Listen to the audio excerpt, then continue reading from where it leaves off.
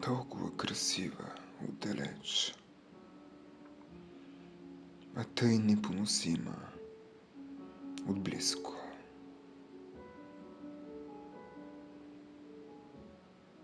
Светлината, топлината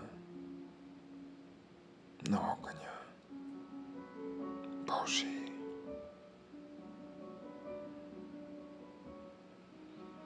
И всички са привлечени от нея, от него. Но минат ли тази граница, между която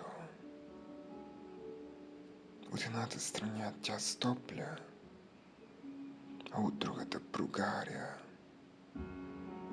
От едната страна тя свети, осветява, озарява, дава видимост, ведомост, а от другата тя стъмнява, заслепява. И там очите изтичат, плътта като восък се топи, за да остане само тя, само той. Кой би могъл да бъде жива клада? Жива клада! И да изгори светлината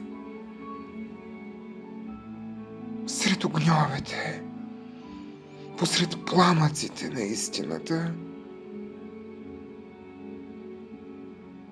и да изгаря не суицидно, не да се убива, а да гори тук и сега, в плът и в кръв, да понася всички удари, цялата цена на това да бъде не този свят и не от този свят, а да представлява другия за пред него.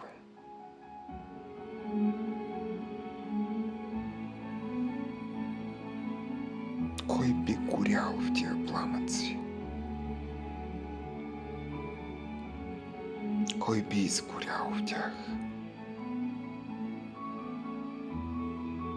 Кой би станал на пепел, на скулптура от пепел, во име го огъня и в името Божие?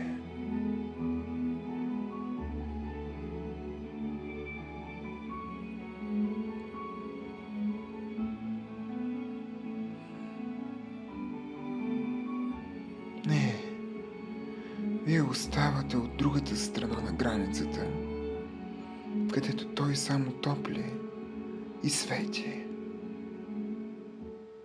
Но аз я прекрачих много отдавна и горя и изгарям и ставам на пепел и на прах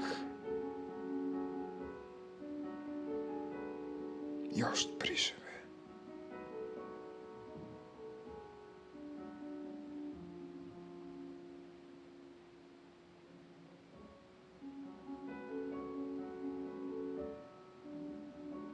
Да бъде.